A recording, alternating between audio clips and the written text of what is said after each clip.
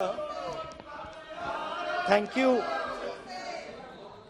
for allowing me to speak on the President's address. It's an honor for me to be able to speak at this House today.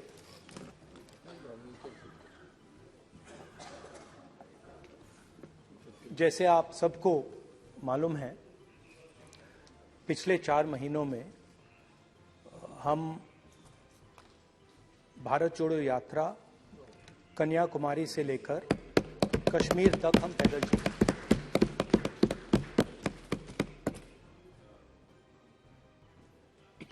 तीन 3,600 kilometre तकरीबन।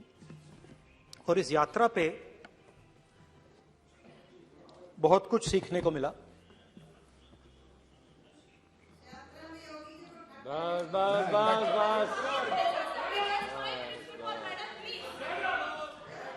इस यात्रा में बहुत कुछ सीखने को मिला और जो जनता की आवाज, हिंदुस्तान की आवाज है, उसको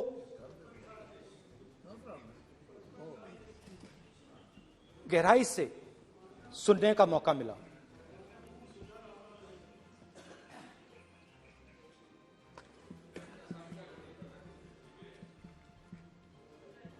शुरुआत में, यात्रा की शुरुआत में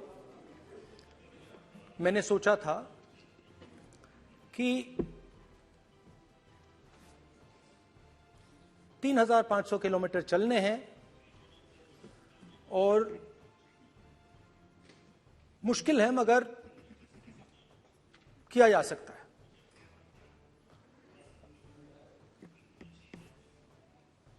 आप भी राजनेता हो, हम भी राजनेता हो हैं। हाँ, सेवक कह लीजिए।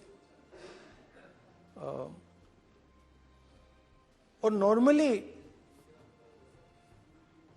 आजकल की राजनीति में जो हमारी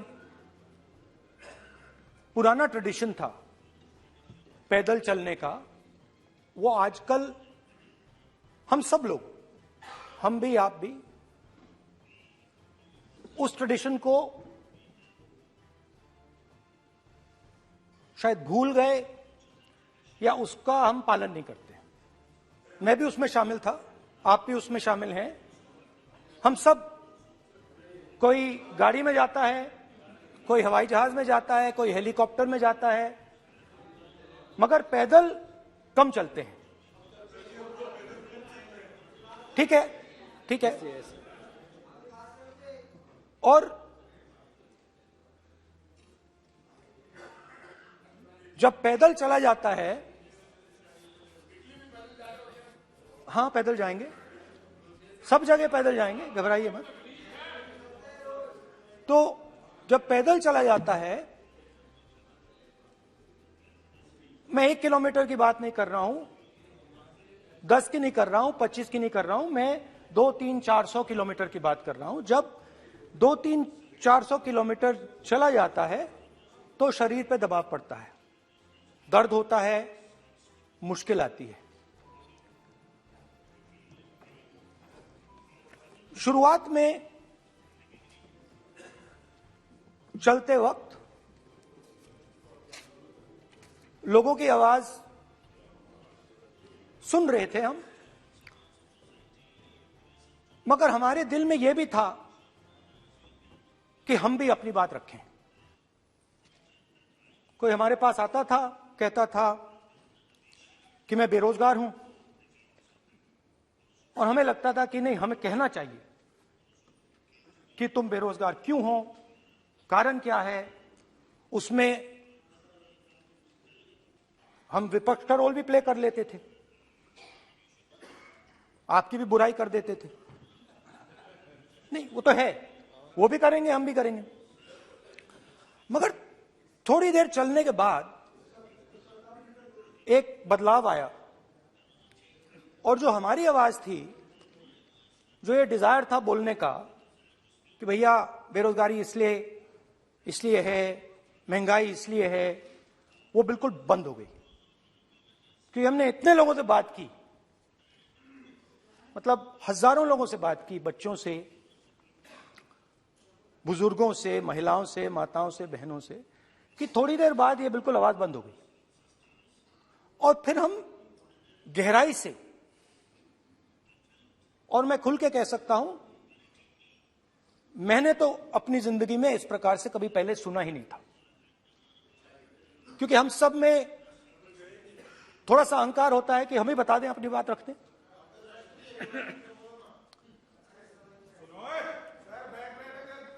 तो आस्ते आस्ते जब हम चले 500-600 किलोमीटर बाद, जनता की आवाज गहराई से सुनाई देने लगी।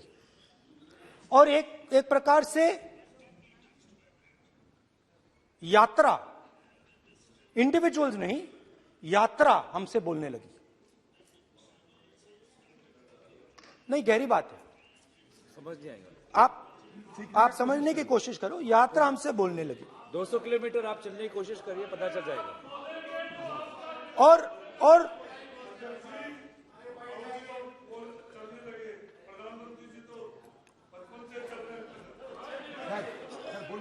वो चाय बेचने इसलिए जाते थे। तो यात्रा बोलने लगी। कोई आता था, कहता था, युवक आता था, कहता था मैं बेरोजगार हूं। हम सवाल पूछते थे, क्या पढ़ा आपने? इंजीनियरिंग की, अब क्या करते हो? कोई कहता था मैं बेरोजगार हूं, कोई कहता था मैं उबर चलाता हूं, कोई कहता था मैं मजदूरी करता हूं। किसान आए हजारों। प्रधानमंत्री बीमा योजना की बात की कि हम पैसा भरते हैं, तूफान आता है, आंधी आती है, पैसा गायब हो जाता है।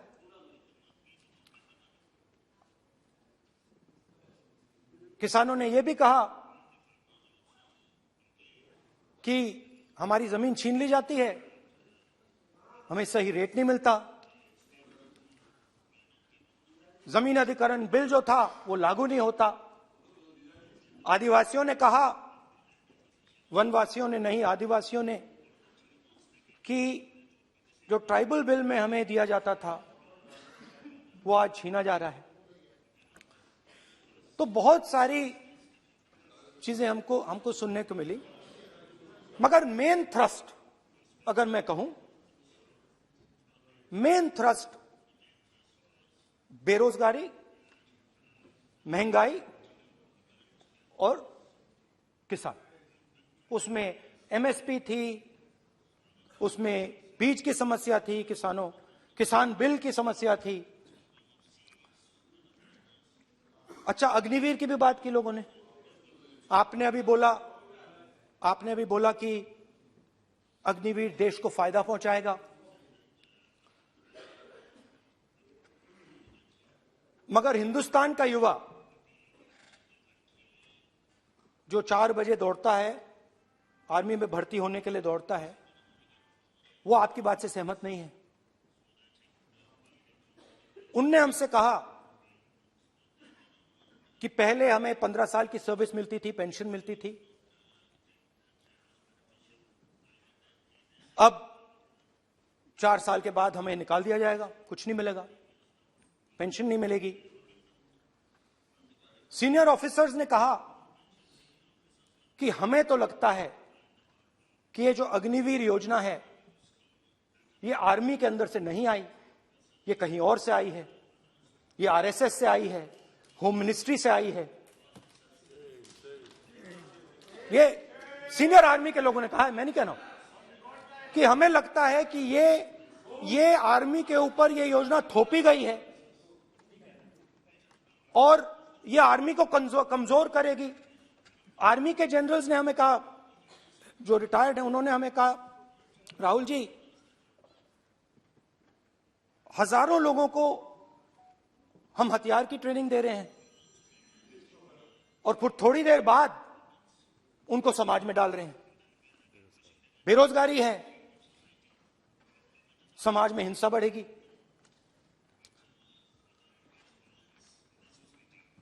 तो उनके मन में था कि ये जो अग्निवीर योजना जो है, ये आर्मी के अंदर से नहीं आई है। और मुझे नाम भी बताया कि अजीत डोभाल जी ने ये योजना आर्मी पे थोपी है। क्यों नहीं ले सकते? क्यों नहीं ले सकते? बिल्कुल ले सकते हैं, पार्लियामेंट में थोड़ी है वो। क्यों नहीं ले क्यों नहीं ले सकते? क्या बात कर रहे हैं? सवाल ये तर्क है, बाद में फिर अडानी के लिए भी यही बोलने वाले हैं, फिर ये तर्क है इनका।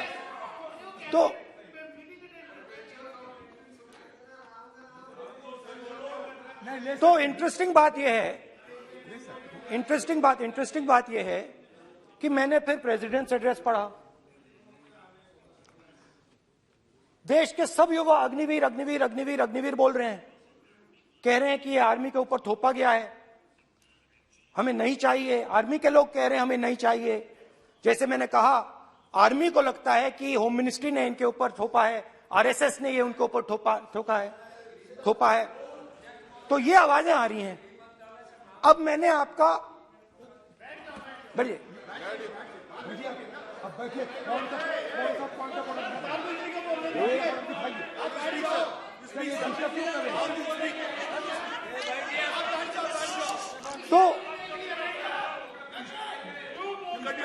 तो एक फर्क, ये थोड़ा पानी ले आओगे? मैंने पानी, तो मुझे एक फर्क दिखा। प्रेसिडेंट्स एड्रेस में बहुत सारी चीजें बोली गई। अग्निवीर के लिए एक लाइन थी, एक शब्द, एक बार अग्निवीर शब्द का प्रयोग किया गया, और वो भी अग्निवीर योजना हमने दी। उससे ज्यादा कुछ नहीं बोला। कहां से आई, कौन लाया, किसको फायदा होगा, ये नहीं बोला। बेरोजगारी शब्द ही नहीं था उसमें। आपने देखा होगा, बेरोजगारी शब्द ही नहीं था प्रेसिडेंट एड्रेस में। महंगाई शब्द ही नहीं था। तो जो यात्रा में हमें सुनने को मिला, अग्निवीर, महंगाई, किसान, बेरोजगारी, प्रेसिडेंट एड्रेस में था ही नहीं। तो ये मुझे थोड़ा अजीब लगा कि जनता कुछ कह रही है और प्रेसिडेंट एड्रेस में कुछ और सुनाई दे रहा है। अच्छा, एक और चीज हमें बताई गई। तमिलनाडु से लेकर केरला, महाराष्ट्र, मध्य प्रदेश, सब जगह एक नाम सब जगह हमें सुनने को मिला, अदानी। यह नाम पूरे हिंदुस्तान में, केरल में, तमिलनाडु में, महाराष्ट्र, कर्नाटका, हिमाचल, कश्मीर, सब जगह अदानी अदानी अदानी अदानी अदानी।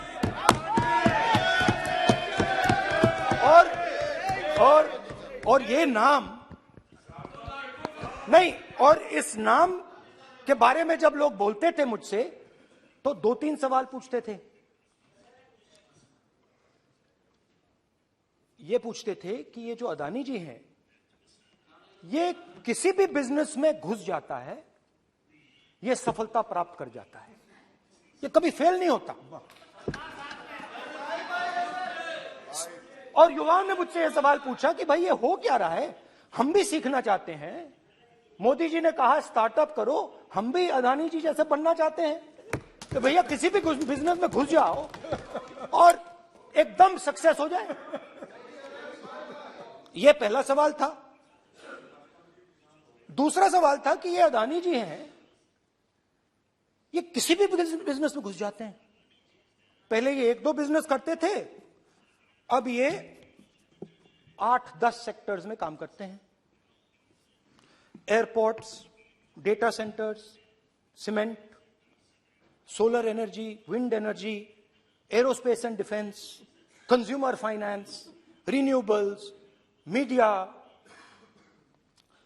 तो उन्होंने मुझसे पूछा कि राहुल जी, हाँ वेट करो, बेटे हाँ, धन्यवाद।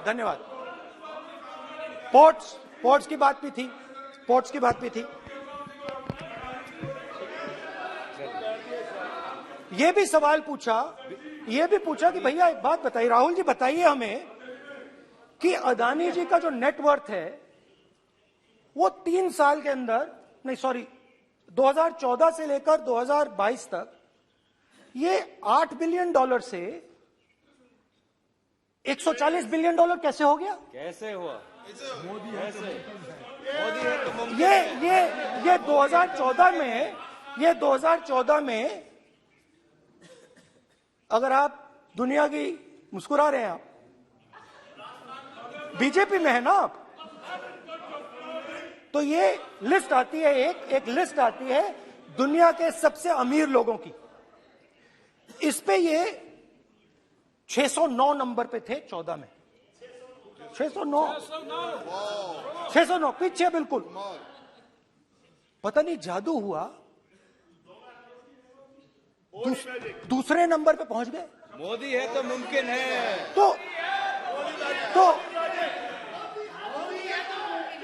तो मुझसे पूछा यार, बहुत सारे लोगों ने पूछा कि भैया राहुल जी बताइए,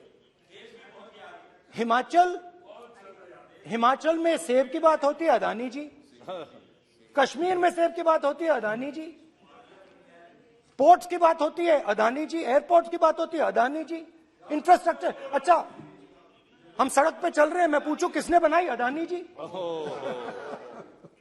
तो लोगों ने यह भी पूछा कि राहुल जी ये जो अदानी जी जो हैं, इनकी सफलता कैसे हुई? Just right it neatly. तो नहीं स्पीकर सर, वो फोटो है सर, वो पोस्टर नहीं है। आप वरिष्ठ सदस्य हैं। मैंने कहा कि 2014 में वो 609 नंबर पे थे, कुछ ही सालों में वो दूसरे नंबर पे पहुंच गए। कैसे पहुंचे? मैं आपको, बहुत सारी इंडस्ट्रीज में काम करते हैं, मैं आपको 2-3 इंडस्ट्रीज का उदाहरण दे देता हूं। एयरपोर्ट इंडस्ट्री की बात, एयरपोर्ट्स की बात करते हैं।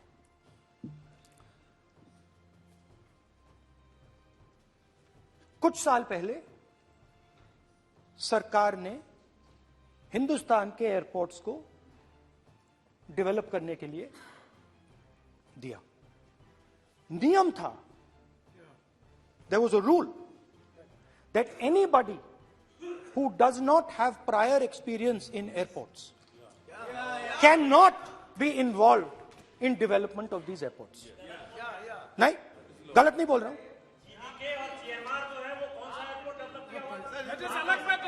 आप बैठ जाइए।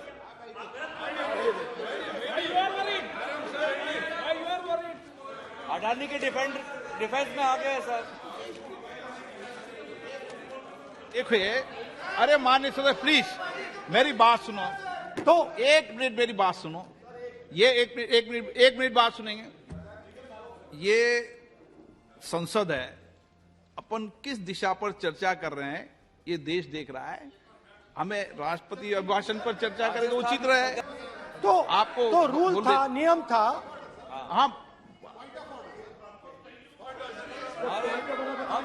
पॉइंट ऑफ ऑर्डर किस पे है ये? सर कैसे एयरपोर्ट का प्राइवेटाइजेशन तो उनके समय हुआ, ऐसी कोई पार्टी थी जिसका अनुभव था? ये कौन सी बात कर रहे हैं? बोलिए। ओके प्लीज ओके, बोलने दे आपको नेता को, तो बोलने दे आपको नेता को। रूल था, प्लीज बोलने दे। रूल था कि अगर कोई एयरपोर्ट बिजनेस में नहीं था तो वो इन एयरपोर्ट्स को ले नहीं सकता था। इस रूल को हिंदुस्तान की सरकार ने बदला। किसी ने भी बनाया हो रूल था, किसी ने भी बनाया हो रूल था। रूल बनाया किसने बात नहीं है, रूल बदला किसने बात है। रूल बदला गया।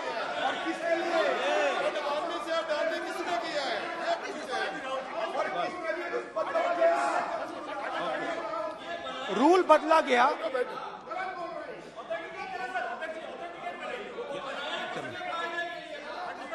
सर पार्लियामेंट्री अफेयर्स चलता रहेगा क्या सर? पार्लियामेंट्री अफेयर्स मिनिस्टर से रूल को बदला गया। सर बोलने दीजिए। करना चाहिए सर, ऑथेंटिकेट करना चाहिए। चलिए चलिए आप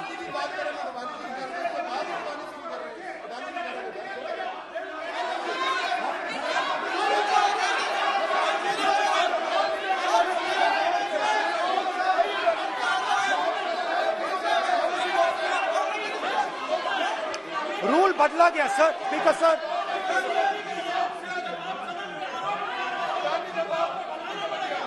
बैठे बैठे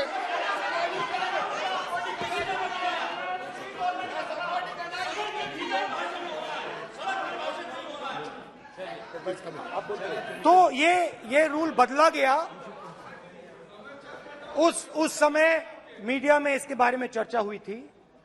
रूल बदला गया और अदानी जी को 6 एयरपोर्ट्स दिए गए। उसके बाद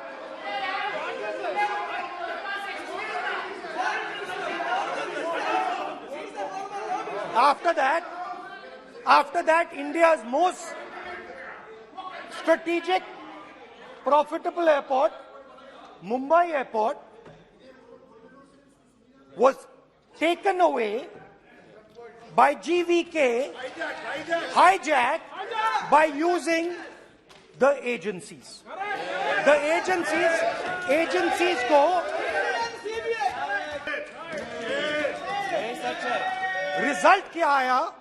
रिजल्ट आया कि एयरपोर्ट्स में आज अदानी जी 24% हिंदुस्तान की एयर ट्रैफिक को अपने एयरपोर्ट से निकालते हैं और 31% एयर फ्रेट उनके एयरपोर्ट्स में से निकलता है। तो बताइए, बोलिए विधि मंत्री। और ये जो सर ये हाउस में सर ये बोल रहे हैं, तुम तो ज्ञान बांट रहे हो, बैठ जाओ। सर ये यहाँ बहुत गंभीर मिनिस्टर हैं ये देश ये राष्ट्रपति का उद्बोधन को लेकर एक गंभीर चर्चा हो रही है। जो भी मेंबर कुछ भी बात करे विद फुल रिस्पॉन्सिबिलिटी ऑथेंटिकेट करें। और ये वाइल्ड एलिगेशन अपना एक सोच के आया है, बिना तर्क के ऐसे वाइल्ड एलिगेशन लगा रहे, ये कोई मतलब नहीं है सर। ये ऐसे नहीं बोल सकते और वो सर तर्क रखना पड़ेगा। अगर एलिगेशन लगा रहे हैं तो आपको पूरा डॉक्यूमेंट प्रूफ के साथ आपको रखना पड़ेगा। दे देंगे आप ऐसे बातें नहीं दे कर सकते। देंगे। और ये गंभीरता को समझिए, ये डॉक्यूमेंट्री प्रूफ दे देंगे। अब आपने जो पिछले स्पीकर थे उन्होंने फॉरेन पॉलिसी की बात की, हम भी फॉरेन पॉलिसी की बात करते हैं। चलिए डिफेंस से शुरू करते हैं। बहुत ऑप्शंस है, आप बताइए कहां से शुरू करें। बिजली, डिफेंस, बहुत ऑप्शंस है। Defence, let us start with defence. अब डिफेंस में अदानी जी का कोई एक्सपीरियंस नहीं था, जीरो एक्सपीरियंस।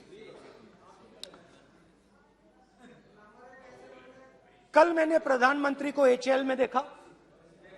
प्रधानमंत्री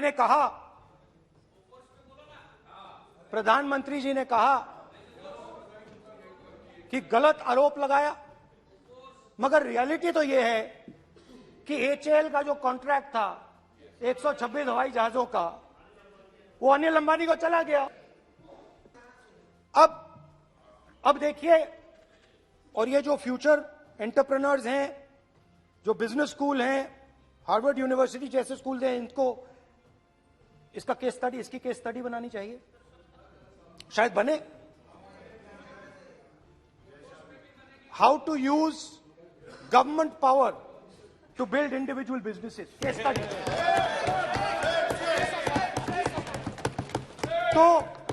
तो अब देखिए, अदानी जी की डिफेंस में इंटरेस्ट देखिए।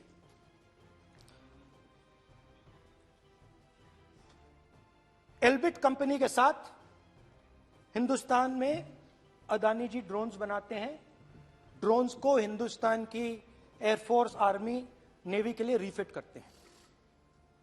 अदानी जी ने यह काम कभी नहीं किया है पहले। एचएएल ये काम करती है। हिंदुस्तान में और भी कंपनीज हैं जो ये काम करती हैं, मगर एक नहीं मिलता। ये मत सोचिए कि सिर्फ एक कंपनी की बात हो रही है, ये इंडस्ट्रीज की बात होती है यहां पे। जैसे मैंने आपको दिखाया, एयरपोर्ट का पूरा सिस्टम उठा के ले गए, 30% मार्केट शेयर एयरपोर्ट में ले गए, वैसे ही डिफेंस में करा। तो 4 डिफेंस की इनके पास कंपनीज हैं, यह काम इन्होंने कभी नहीं किया। स्मॉल आर्म्स, जिसमें टवॉर है जो हमारी स्पेशल फोर्सेस यूज करती है, आर्मी यूज करती है, जिसमें गलील स्नाइपर राइफल है, ये सब अदानी जी बनाते हैं। हां, उसमें पेगासस भी है, तो पता नहीं वहां से क्या मतलब, पेगासस कैसे आया, क्या हुआ, किसने दिया। अच्छा, एक और बड़ी इंटरेस्टिंग चीज है, एक कंपनी है अल्फा डिफेंस, जो डिफेंस इलेक्ट्रॉनिक्स का काम करती है, एवियोनिक्स का काम करती है, और बहुत स्ट्रेटेजिक कंपनी है। वो भी अदानी जी के हवाले कर दी गई, अदानी जी ने एक्वायर कर लिया। तो आपने देखा कि एयरपोर्ट्स का बिजनेस 30% मार्केट शेयर, हिंदुस्तान और इजराइल का जो वेपन्स का बिजनेस है 90% उठा के ले गए। अब मैंने आपको इजराइल की बात बताई, ऑस्ट्रेलिया चलते हैं। ऑस्ट्रेलिया चलिए, ऑस्ट्रेलिया में अदानी जी जाके, नहीं क्यों, आप तो डिबेट करना चाहते थे, आप भी तो डिबेट करना चाहते थे। आपने बोला था कोई भी विषय पे डिबेट हो, तो हो गया अब डिबेट। अब क्यों डर रहे हो डिबेट से? अब क्यों डर रहे हो डिबेट से? क्यों डर रहे हो? जब हमने जेपीसी की मांग की, आपने बोला सदन में उठाओ। अब क्यों डर रहे हो? अब क्यों डर रहे हो? अब क्यों डर रहे हो? आप चर्चा से क्यों डर रहे हो? चर्चा से डर रहे हो आप?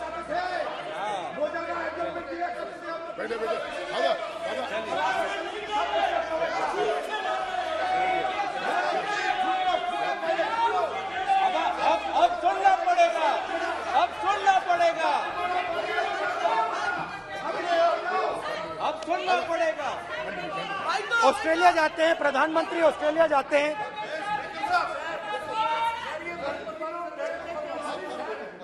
प्रधानमंत्री ऑस्ट्रेलिया जाते हैं,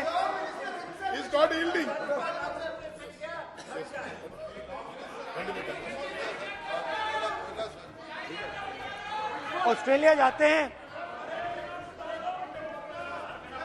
क्या नंबर बताएं? 369। सर ये क्या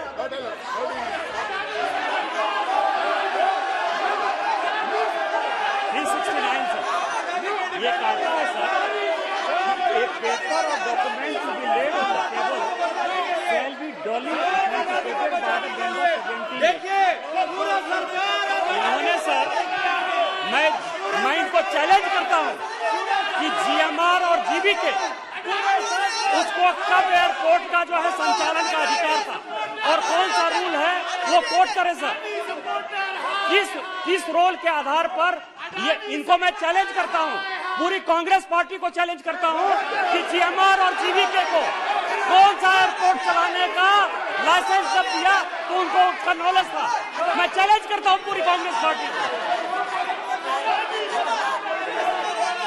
जब इन्होंने बिरला को बनाने का दिया, डालमिया को बनाने का दिया, टाटा को बनाने का दिया लाइसेंस, उस वक्त उनको कौन सा मोटर चलाने का अधिकार था सर?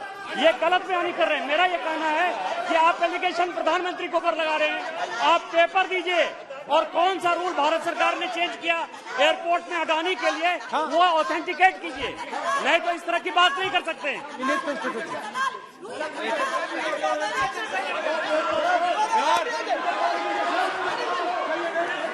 करना पड़ेगा, ऑथेंटिकेट करना पड़ेगा। राहुल गांधी जी, आपको ऑथेंटिकेट करना पड़ेगा। आप ऐसा नहीं बोल सकते हवा में, आप हवा में बोल रहे हो और प्रधानमंत्री जी पे आरोप लगा रहे हो। आपको ऑथेंटिकेट करना ही पड़ेगा।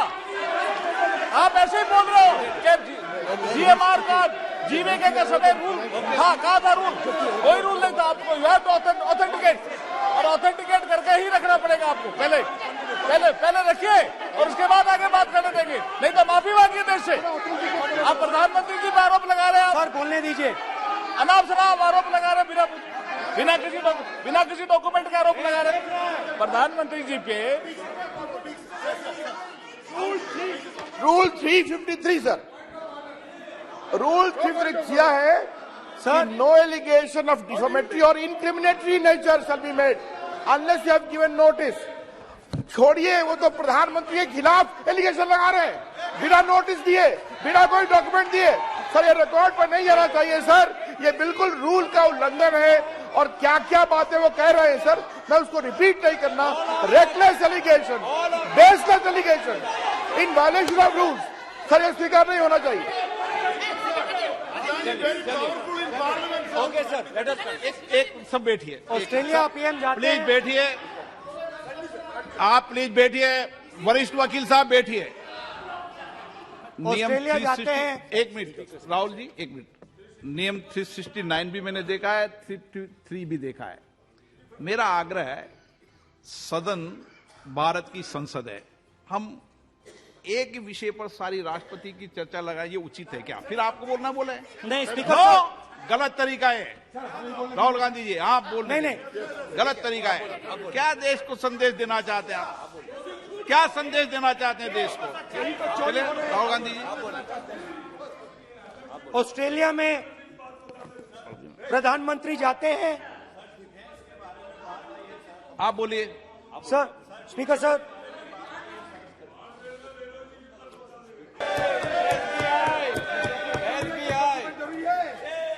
सर इसका भी डॉक्यूमेंट जरूरी है क्या, बताओ। मोदी जी, आपका सरकार की बात है। अधीर प्लीज। उसके बाद मैं उदाहरण दे रहा हूं, पूरी दुनिया में मोदी जी जाते हैं, घूमते हैं, तो मैं बता देता हूं क्या होता है वहां पे। बांग्लादेश में गए, हाँ काम पे ही जा रहे हैं, वही तो बोल रहा हूं, काम पे जा रहे हैं। बांग्लादेश जाते हैं तो ये रही आपकी फॉरेन पॉलिसी। ये हिंदुस्तान की फॉरेन पॉलिसी नहीं है। अब यात्रा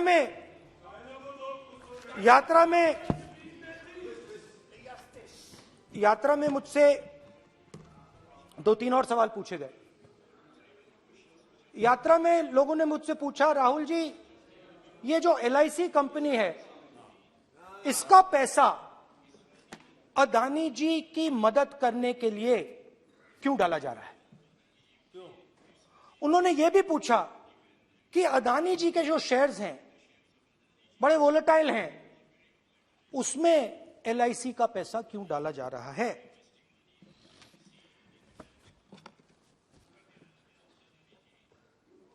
हजारों करोड़ रुपए हिंदुस्तान के पब्लिक सेक्टर बैंक्स अदानी जी को मिलता है। 27,000 करोड़ रुपए SBI, PNB 7,000 crore, bank of Baroda 5,500 crore, ये मैं लिस्ट चलती जाएगी। LIC का एक्सपोजर 36,000 करोड़ रुपए, 3 crore SBI and other PSU bank holders. Money is going to Mr. Adani and to finance.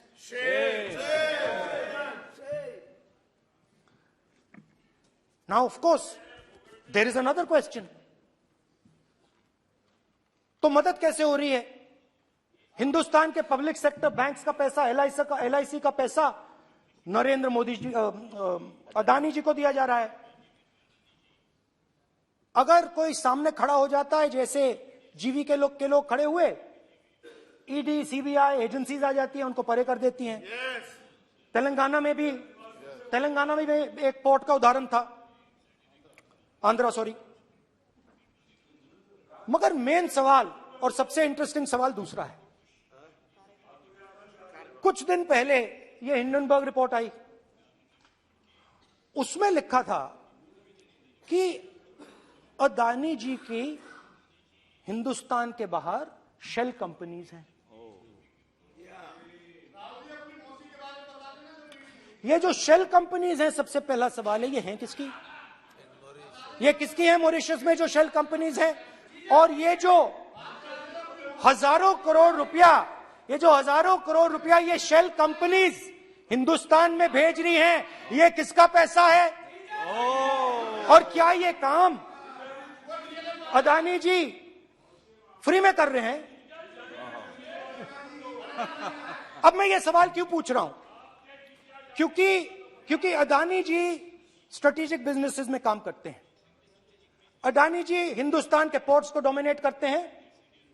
Adani जी हिंदुस्तान के एयरपोर्ट्स को डोमिनेट करते हैं। और जैसे मैंने कहा, अदानी जी हिंदुस्तान की डिफेंस इंडस्ट्री में बहुत जरूरी रोल प्ले करते हैं। तो मेरा पहला एक छोटा सा सवाल है कि जो शेल कंपनीज हैं, इनके बारे में हिंदुस्तान की सरकार ने कोई सवाल नहीं उठाया? ये कौन लोग हैं? ये किनकी कंपनीज हैं? ये स्ट्रेटेजिक मामला है, पोर्ट्स का मामला है, एयरपोर्ट्स का मामला है, डिफेंस का मामला है। और जो कंपनी इन स्ट्रेटेजिक एरियाज में काम कर रही है, उनके बारे में आपको मालूम ही नहीं। ये नेशनल सिक्योरिटी का मुद्दा है, आपको मालूम ही नहीं कि ये शेल कंपनीज किसकी हैं, कितना पैसा आ रहा है, किसका पैसा आ रहा है। तो एक बहुत बड़ा सवाल है, ये पैसा किसका है? ये शेल कंपनीज किसकी हैं? और ये हिंदुस्तान की सरकार की जिम्मेदारी है ये पता लगाना ये किसकी शेल कंपनीज हैं और ये किसका पैसा अंदर आ रहा है। JPC, we want JPC.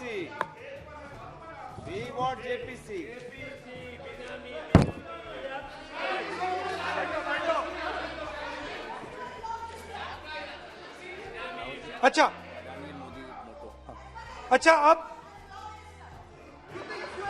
अब चलिए छोटा सा बजट के बारे में बता देता हूं।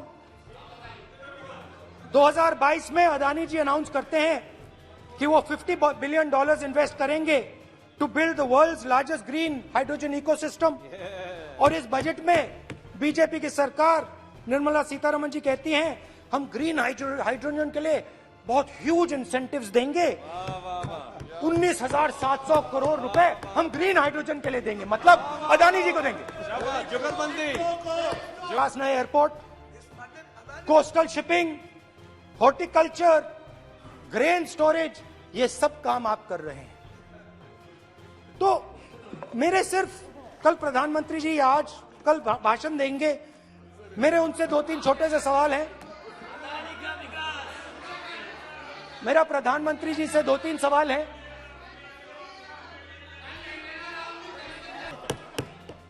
पहले लोकल मामला था, फिर नेशनल मामला हो गया, उसके बाद इंटरनेशनल मामला हो गया। अदानी जी के लिए बोरिस जॉनसन का बेटा काम करता है, आपको पता नहीं मालूम है या नहीं मालूम? भाई सॉरी, नहीं बेटा भी, भाई काम करता है। तो ये मामला पहले गुजरात का मामला था, फिर ये हिंदुस्तान का मामला हुआ, अब ये इंटरनेशनल मामला हो गया है। तो ऑल्सो एन इंपॉर्टेंट क्वेश्चन, जरूरी सवाल, अदानी जी ने बीजेपी को पिछले 20 साल में कितने पैसे दिए हैं?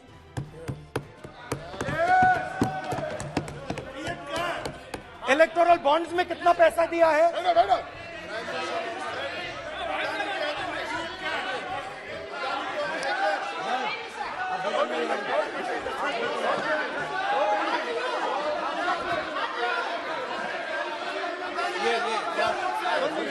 And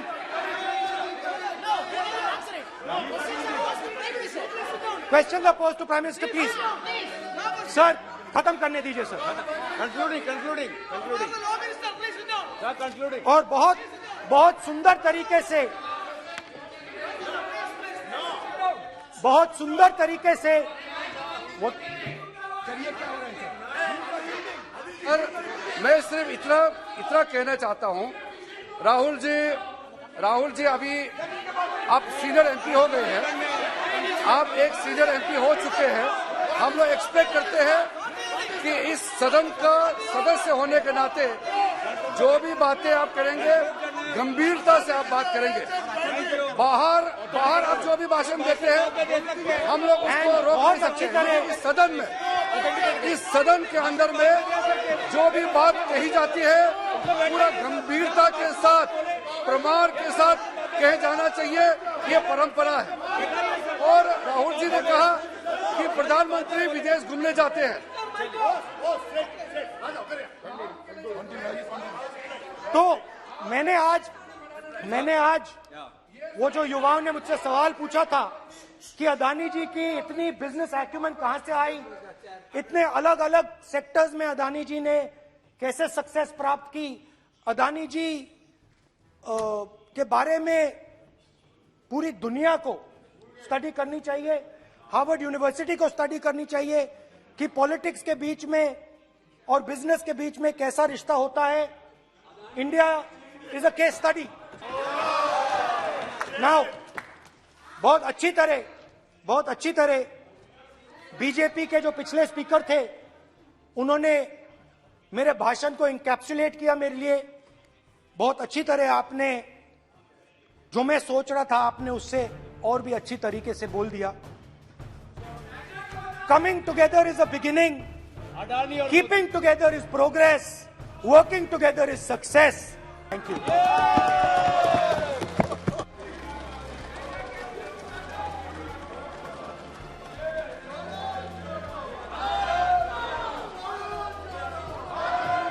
भारत जुड़ा हुआ है, चिंता मत करो।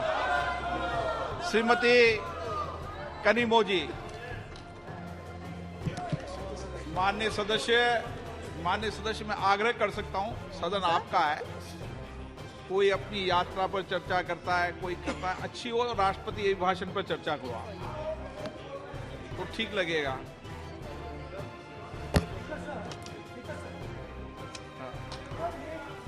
एक बात पे चर्चा नहीं हुई है, ये अलग अलग इंडस्ट्रीज पे, अलग अलग बिजनेसेस पे और इंटरनेशनल अफेयर्स पे डिस्कशन हुआ है। नहीं, एक मिनट प्लीज बैठिए। नहीं, प्लीज बैठिए। पर अपन को सदन के बाहर ये भी टिप्पणी नहीं करना चाहिए कि अध्यक्ष महोदय माइक बंद कर देते हैं या हमें नहीं दिखाते, ये भी टिप्पणी करना उचित नहीं है, क्योंकि सर अध्यक्ष जी बट रियलिटी है, आप माइक बंद कर देते हैं। आप एक मिनट प्लीज बैठे, प्लीज आप बैठिए, मैं बैठा हूं ना, प्लीज बैठिए। नहीं, मेरा है कहना, आप पूरे समय बोले, आज नहीं, आपका आप बोल लें फिर।